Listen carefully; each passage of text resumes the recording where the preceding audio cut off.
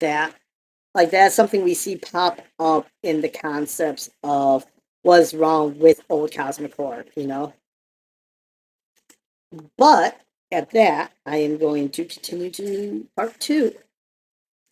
We're going to continue on. The first part was 7 pages long. Part two is 12 pages. So I climbed the three dilapidated flights of stairs, which I had so often climbed before, and knocked at the small door at the end of the corridor. Mr. Wilde opened the door, and I walked in. When he had double locked the door and pushed heavy chest against it, he came and sat down beside me, peering up into my face with his little light-colored eyes. Half a dozen new scratches covered his nose and his cheeks, and his silver wires, which supported his artificial ears, had become displaced. I, th- I thought I had never seen him so hideously fascinating. He had no ears. The artificial ones, which now stood out at angles from a fine wire, were his one weakness. They were made of wax and painted a shell pink, but the rest of his face was yellow. He might better have reveled in the luxury of some artificial fingers for his left hand, which was absolutely fingerless, but it seemed to cause him no inconvenience, and he was satisfied with his wax ears. He was very small, scarcely higher than a child of 10, but his arms were magnificently developed, and his thighs as thick as any athlete's. That's a lot of details about this old man. So the most remarkable thing about Mr. Wilde was the man was marvelous intelligence and knowledge should have such a or intelligence and knowledge have such a head. It was flat and pointed, like the heads of many of those unfortunate whom people imprison as in asylums for the weak minded.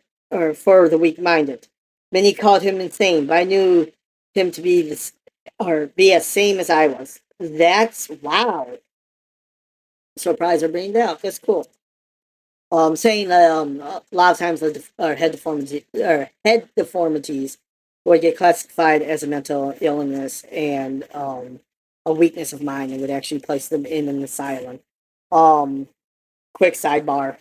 No, we're only one paragraph into this section. Um, Famously, there's a cryptid called the Watermelon Hex.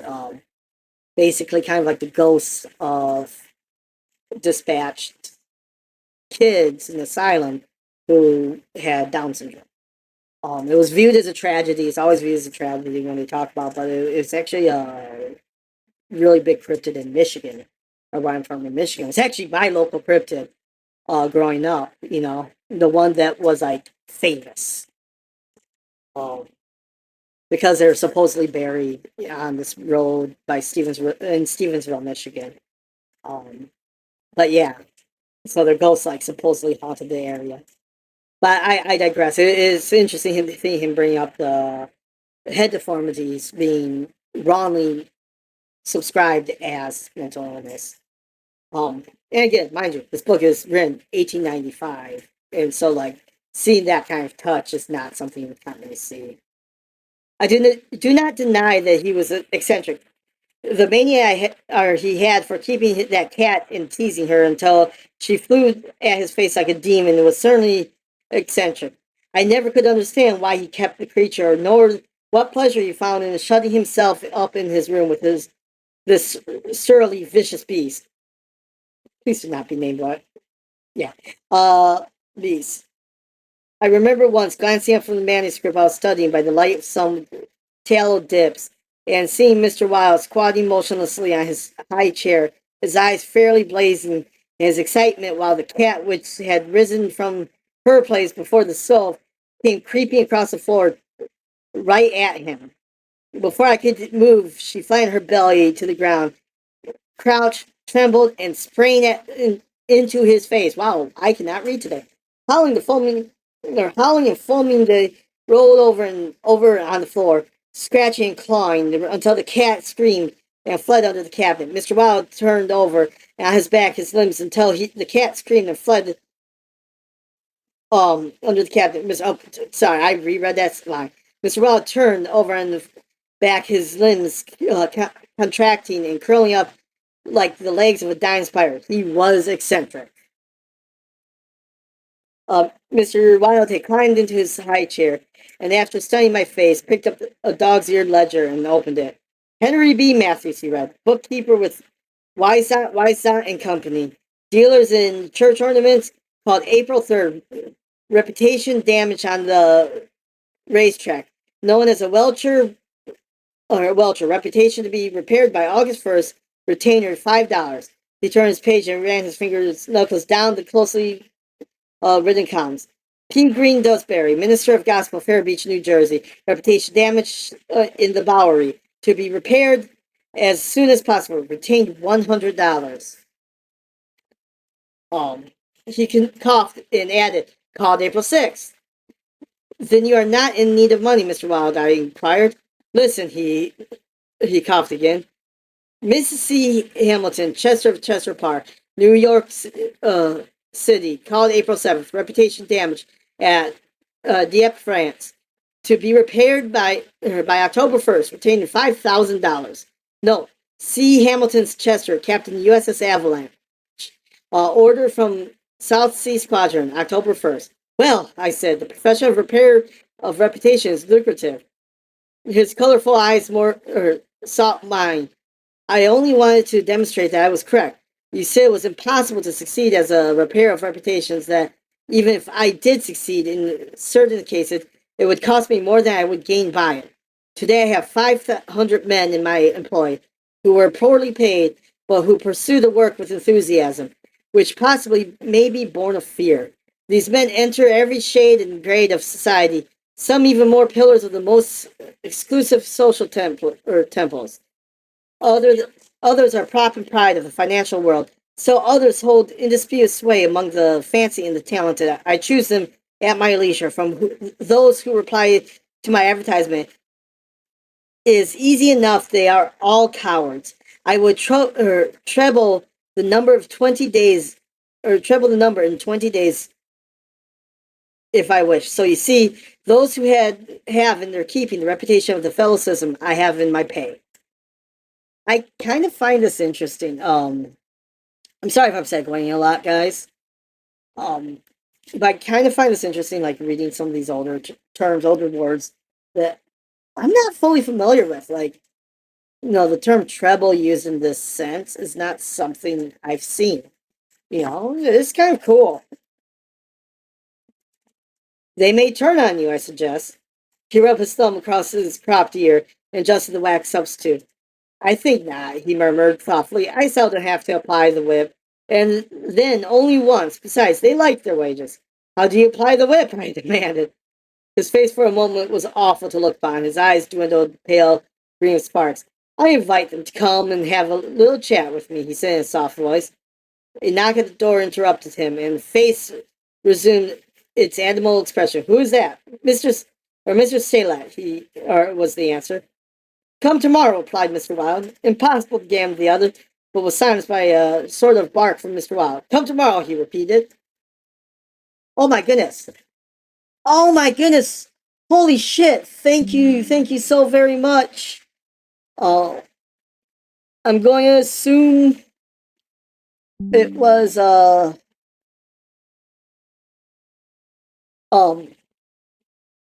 we got the cooking goal. Cool. We got 2 of the fucking goals. Hell yeah. We got the cooking goal and the HEMA goal. So there will be content for that. And we are 2 goals in. Excited. Red Wall Cooking Book. I'm excited for that one. And then of course the countertop double burner and the dagger counter dagger HEMA book, which was Mayor manuscript on daggers and counter daggers. So that's gonna be really fun. Really fun to do content with, and really fun to like dive into. So 2 goes down. The kill switch is almost activated or almost available. Thank you so very much. I don't want to assume who it is. I can assume that Gallant probably had a hand in that, but it could also be Kane. I could very well see. Oh, wait. Come tomorrow, he repeated.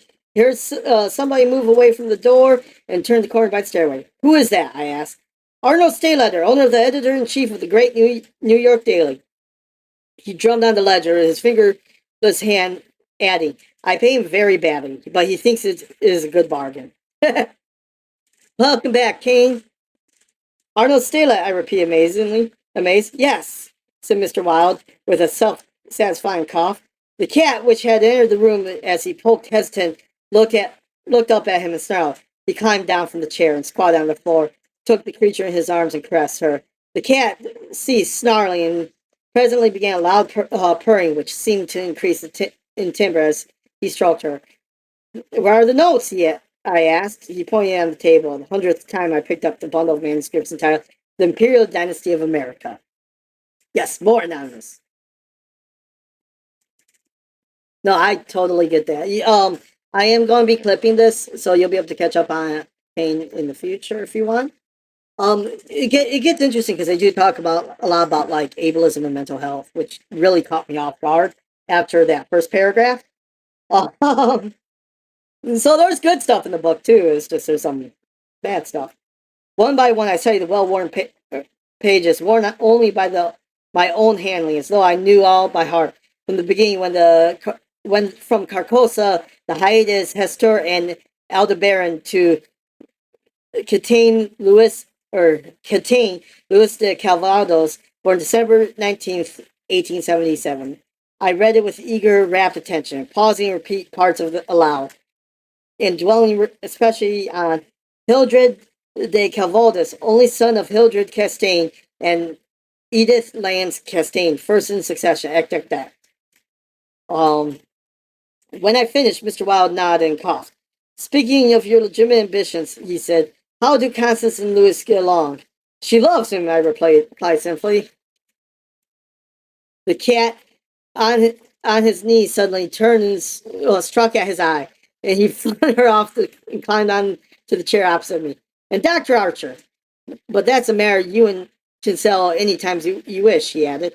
Yes, I replied. Dr. Archer can wait, but it's time I saw my cousin Louise. Or Louis. I keep on calling him Louise. It's time, he repeated, then took another ledger from the table and ran over the leaves rapidly. We are now in communication with 10,000 men, he muttered. We can count on 1,000 or 100,000 within the first 28 hours. In 48 hours, the state will rise en masse. The country follows. The state in the portion that will not, I mean California and the Northwest, might better never have been inhabited. I shall not send them the yellow sign. Oh, shit. Oh, shit. So Mr. Wilde is corrupting the world, or the country. The blood rushed to my head, but I only answered, a new broom sweeps clean. The ambitions of Kaiser and of Napoleon pale as before that which could not rest until it had seized the minds of men and controlled even their unborn thoughts, Mr. Wilde. You are speaking of the the king in yellow, I groaned with exulter. He is king whom emperors have served. I am content to serve him, I replied. Mr. Wilde sat rubbing his ears with crippling hand. Perhaps Constance does not love him, he suggested.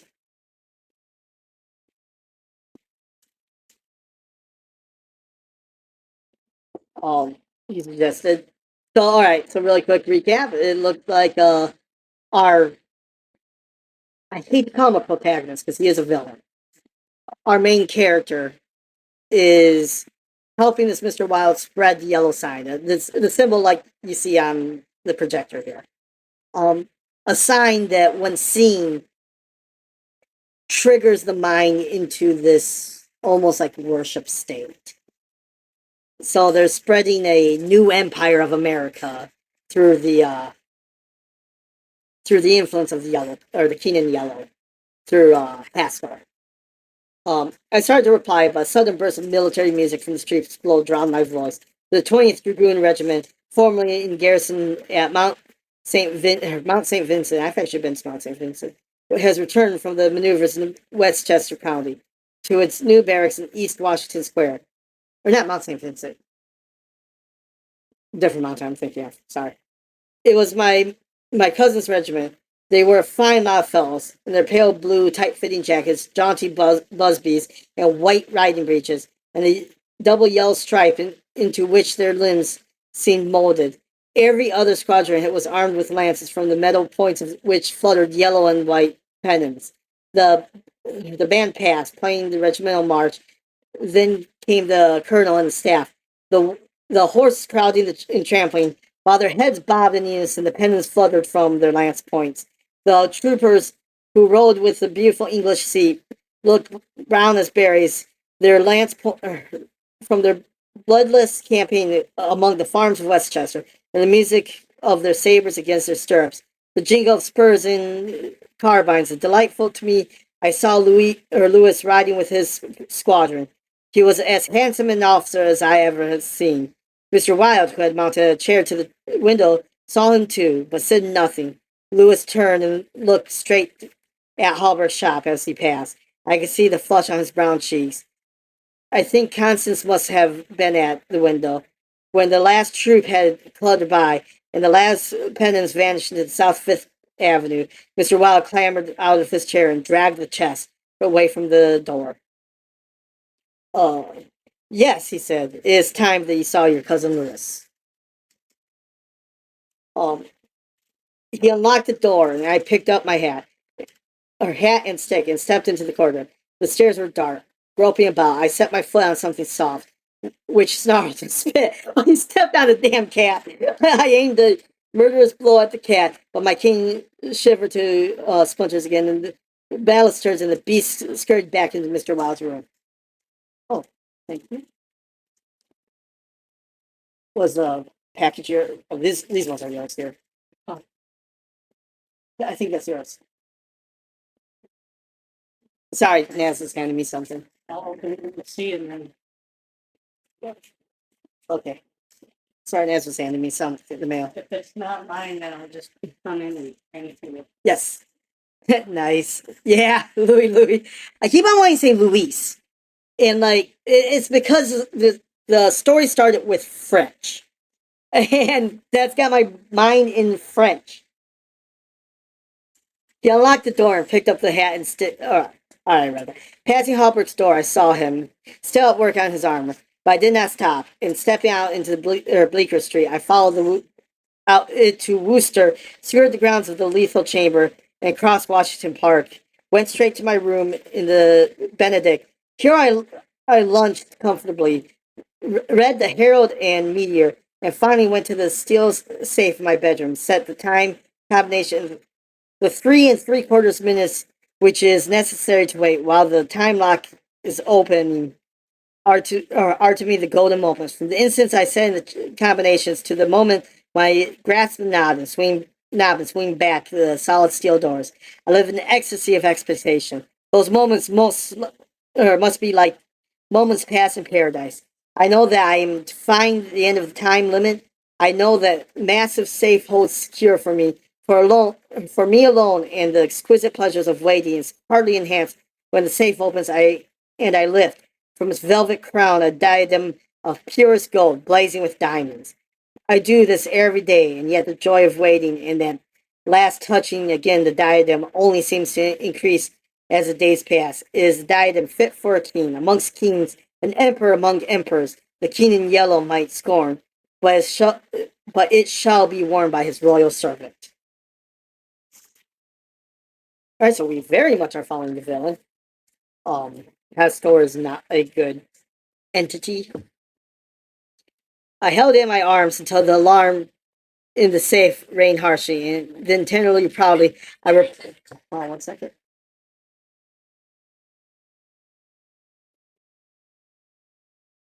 All right. I'm sorry, I got distracted. I held in my arms until the alarm in the safe rained harshly, and then tenderly, proudly, I replaced it and shut the steel door. I walked slowly back into my study, which faces Washington Square, and leaned on the windowsill. The afternoon sun poured into my window, and the gently breezing stirred the branches of the elms and the maples in the park, now covered with buds and tender foliage. A flock of pigeons circled about the tower of the memorial church, sometimes alighted on the purple tiled roof, sometimes wheeling downward to the lotus fountain in front of the marble arches. The gardeners were busy with the flower beds around the fountain. Freshly turned earth smelled sweet and spicy. A lawnmower drawn by fat white horses, clinked across the green sward. Watering carts poured showers of spray over the asphalt drive around the statue of Peter Stuyvesant, which in 1897 was replaced by the monstrosity supposed to represent Garibaldi. Sorry, as I said, the some of the words are in the binding, so it's hard to read. This is like a cheap travel version that was meant to get like classics to people. So like it's hard to sometimes read. And it's really small text too. Children played in the spring sunshine, and the nurse girls wheels elaborate baby carriages with reckless disregard for the pasty faced occupants, which could probably be explained by the presence of half a dozen trim dragoons or the dragoon troops or troopers uh, languidly lolling on the benches. Wow, that is a version of that word that is long dead at this point. Through the trees of the Washington Memorial, arch uh, arches glisten like silver in the sunshine, and beyond the eastern extremity of the square gray stone barracks of the dragoons and the white granite artillery stables were alive with the colors of and motion. I looked at the lethal chamber in the corner of the square opposite. A few curious people are still lingered about the gilded iron railing, but inside the grounds and the paths were deserted. I watched the fountains ripple and the sparkles of the sparrow's head, already found with new bathing nook, and the basin were covered with the dusty feathered little things. Two or three white peacocks picked their way across the lawns, and drab-colored pigeons sat so motionless on the arms of one of the fates that it seemed to be part of the sculptured stone. Or sculpted stone. Oh, it is sculptured stone. I had it right the first time.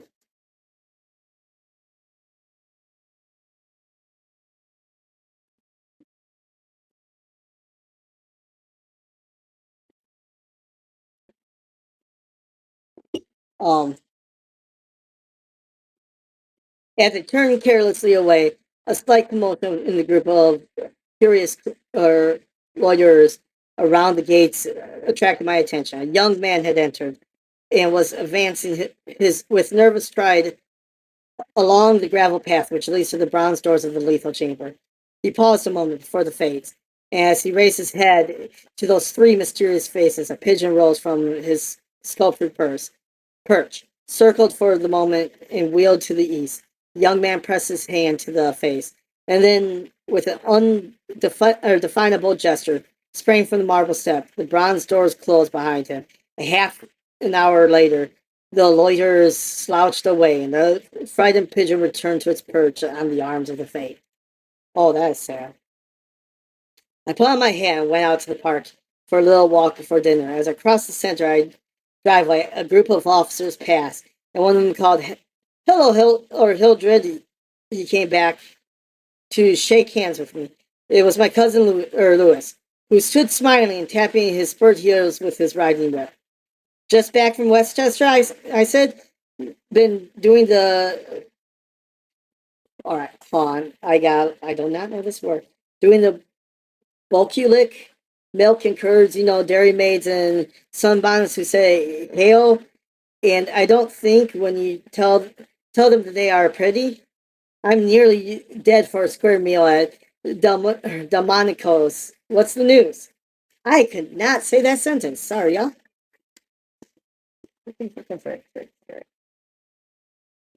La la la. "There is none," I replied. "I saw your regiment coming in this morning." "Did you? I didn't see you. Where were you?" "In Mr. Wild's window." "Oh, hell," he began impatiently. "That man's stark mad. I don't understand why he saw how annoyed I felt by this outburst and begged my pardon. Really, old chap," he said, "I don't mean to run down a man you like, but for the life of me, I can't see what the deuce you find in common with Mr. Wild. He's not well bred, to put it generously. He is hiding or hideously deformed. His head is the head of a criminally insane person. You know yourself, he's been in an asylum. So have I. Uh, I interrupt calmly. I, I will shout Lucia out and give my voice a quick break. I need to take a drink. Sorry if I'm like struggling with some of these words here. Like this is some like seriously like old school language. It's interesting to read. As I said, this is a dry read. So if I'm not emphasizing where I should or anything like that, I'm trying to. It's kind of hard to do. But how's it going, Lucia? How's it going? It's kind of hard to do when you don't know half the words. I shouldn't say that. I know a lot of the words, but there is words I do not know in this. That catches me off guard. But yeah, it's interesting. Once we got past like the super fucking racist opening paragraph, it's actually been interesting. Um, because like I'm still surprised. Ye olden words, yeah, man. Like, all right, maybe one of y'all know this word.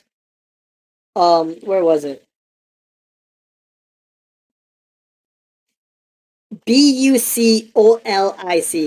Bucolic. Bucolic. I've never seen that word in my life. Never heard it in my life. Or maybe I have. I'm just pronouncing it really wrong. And like, or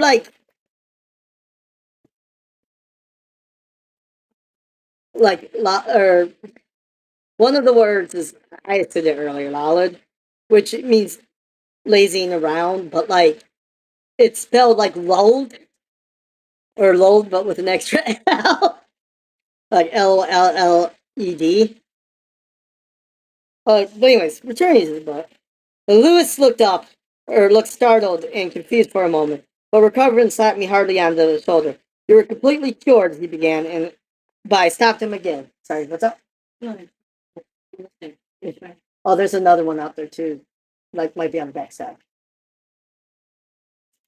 I just there were two in the mailbox with these. No, I'm talking about boxes or yeah, sorry. Um of course that's why I meant he laughed. I disliked his laugh because I knew it was forced. But I nodded gaily and asked him where he was going. Lewis looked after his brother's officer, who had now almost reached Broadway. Sorry, Naz was saying something. Um, we had intended a sample of Brunswick cocktail, but to tell you the truth, I was anxious for an excuse to go see Hallbrook instead. Come along. Why am I wearing my headset? I don't need my headset when I'm reading this. Uh, oh yeah, I do. Sorry, I got lost. Give me a second. I took my headset off. I shouldn't. Um, we had intended to sample a Brunswick cocktail, but to tell the truth, I was anxious for an excuse to go see Hallberg instead. Come along, I'll make you my excuse. We found old Hallberg, neatly attired in a fresh spring suit, standing at the door of his shop and sniffing the air. I I had just decided to take Constance for a little stroll up before dinner, he replied.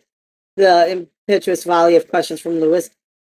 We thought of walking in the park towards along the North River. At that moment, Constance appeared, the and grew pale and rosy by turns as Lewis bent over her small gloved finger.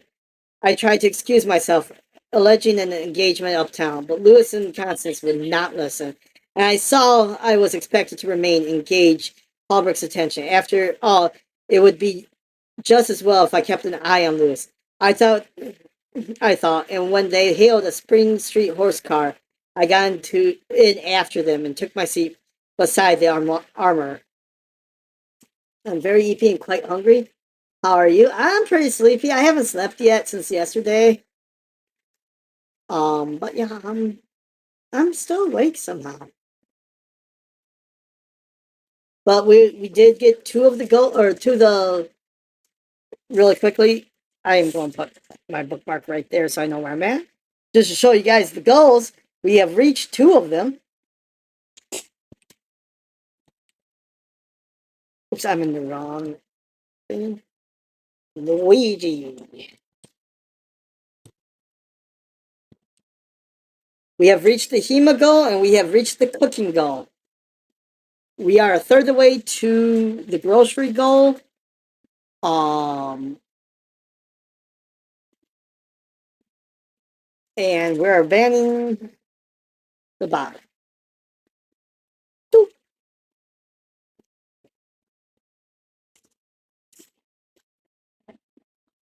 But yeah, so just to give a heads up on how we've been doing, we've actually been doing pretty good. Yes. Um. So yeah, the HEMA goal and the cooking goal are done. There is like 169 towards the Meta 3, which is one of the major parts of the bunkhouse goal. Just to let you guys know too. So the Meta 3 is about, I think, a third of the way paid off. Um, but yeah, so that's how it's been going so far. It's been going really good. The beautiful line of parks in Granite Terrace overlooking the wharves along the North River, which were built in 1910 and finished in the autumn of 1917, have become one of the most popular promenades of the metropolis. They extend from the Battery of 190th Street, overlooking the Noble River and affirming a fine view of Jersey Shore and Highlands opposite. Cafes and restaurants were scattered here and there among the trees, and twice-a-week military bands from the garrison played in the kiosks and on the parapets. Oh, 1 second, sorry.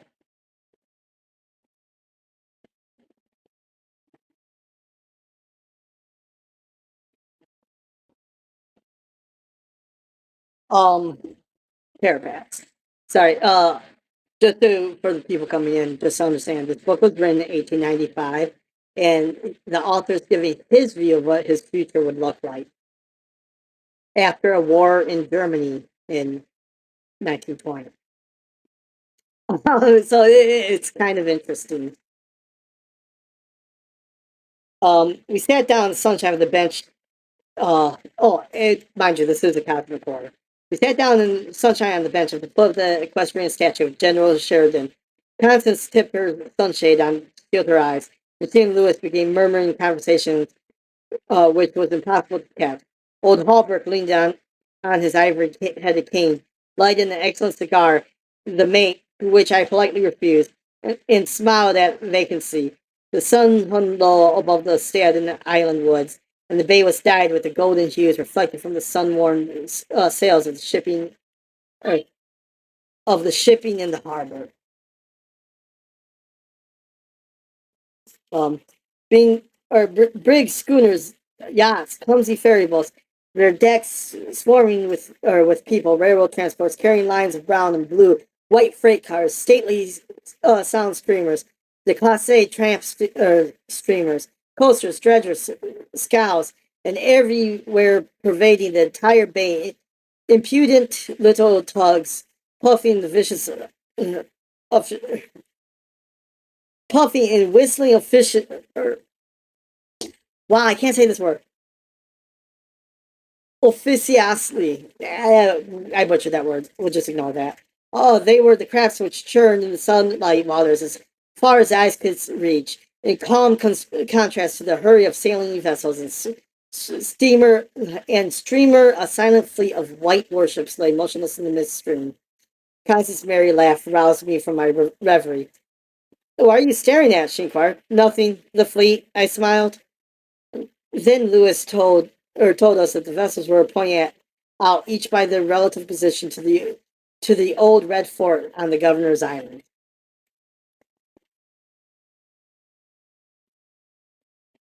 Give me a second, sorry. The little cigar-shaped thing is a torpedo boat, he explained. There are four more lying close together. They are Tarpon, the Tarpon, the Falcon, the Sea Fox, and the Octopus. The gunboats just above are the Princeton, the Champlain, the Stillwater, and the Erie. Next to them is the cruisers Farragut and Los Angeles. Um, and above them, the battleship California, Dakota, and the Washington, which is the flagship. Those two squatty-looking chunks of metal, which are anchored off the Castle William, are the double-turreted monitors, terrible and magnificent. Behind them lies the ram, or Osceola.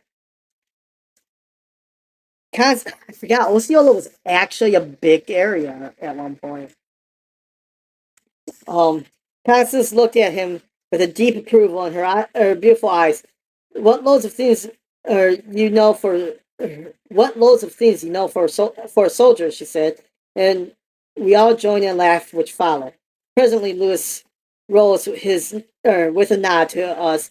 His offered and offered. Wow, can I read? And offered an arm to Constance and strode away along the rivet wall. Halbert watched him for a moment and then turned to me. Mr. Wilde was right, he said. I have found the missing task and the left cuissard of the Prince's emblazoned in the vile old junk pile in Pell Street. 998, I inquired with a smile. Yes. Mr. Riles is very intelligent, I observed. I want to give him the credit for this most important discovery, continued Halbert, and I intend it shall be known that he is entitled to the fame of it. He won't thank you for that, I answered sharply. Please say nothing about it.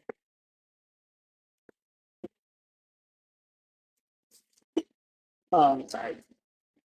Uh, okay, there is a third part. Um, I thought there was only two parts on this. It's like, man, that's a long two parts. All right, continuing on. Do you know what it's worth, said Halbert? No, $50, perhaps. Is valued at 500, but the owner of the Princess Emblazoned will give you $2,000 to the person who completes the suit. That reward also belongs to Mr. Wilde. He doesn't want it. He refuses it, I answered angrily. What do you know about Mr. Wilde? He doesn't need the money. He is rich, or will be richer than any living man except myself, which will be what will we care for the money then? What will we care, he and I, when what? Demanded Halbert, astounded. You'll see, I replied, on my guard again. He looked at me narrowly, much as Dr. Archer used to. I knew he thought I was mental, or was mentally unsound. Perhaps it was his fortune for him. He did not use the word lunatic just then. No, I replied to his unspoken thought. I'm not mentally weak. My mind is healthy as Mr. Wilde's. I do not care to explain just yet what I have on hand. It was an investment which will pay more than mere gold and silver and precious stones. It will secure the happiness and prosperity of a continent, yes, a hemisphere. Oh, said Halbert, and eventually, I continued more quietly, it will secure the happiness of the whole world. And incidentally, your own happiness and prosperity as well, Mr. Wilds. Exactly, I smiled. But I could not have throttled him for taking that tone. He looked at me he looked at me in silence for a while, and then said very gently, why don't you give up your books and studies, Mr. de Castaigne, and take a tramp among the mountains somewhere or other? You used to be fond of fishing. Take a cast or two at the trout and wranglers. I don't care for fishing anymore, I answered without a shade of annoyance in my voice. You used to be fond of everything, he continued. Athletics, yachting, shooting, riding. I have yet never cared to ride since my fall, I said quietly. Ah, yes, your fall, he repeated, looking away from me. I thought his nonsense was gone. Far enough, so I brought the conversation back to Mr. Wilde. But he was scanning my face again in a manner highly offensive to me. 1 second. Uh, Mr. Wilde, he repeated, do you know what he did this afternoon? He came downstairs and nailed a sign over the hall door next to mine. It reads, Mr. Wilde, repair of reputations, third bell. Do you know what repair of reputations can be? I did not, I replied, suppressing rage within. Oh, he said again. Lewis and Constance came strolling by and stopped to ask if we would join them. Hallbrook looked at his watch. At that moment, a puff of smoke shot from the casemates of the Castle William, and the boom of sunset gold rolled across the waters and reached the highlands opposite. The flag came running down from the flagpole. Bugles sounded in the white decks of the warships, and the first electric light sparkled from the Jersey shore.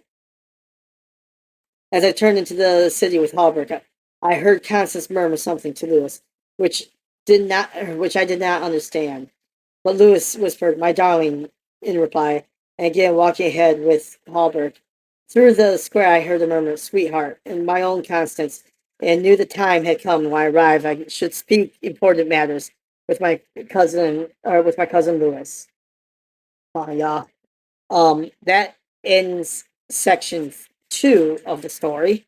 We'll start section 3 in a second. I'm going to take a quick break, but I am going to add a stream marker here so I can follow this up. We'll continue with the streamathon, and section 3 of the story. This particular story in Kingdom of Yellow is the repair of reputations. Um, so I'm going to go BRB. I'll be back in a moment. I'll see you guys soon. There.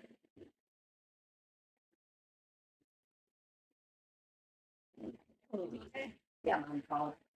I figured you would love this time. But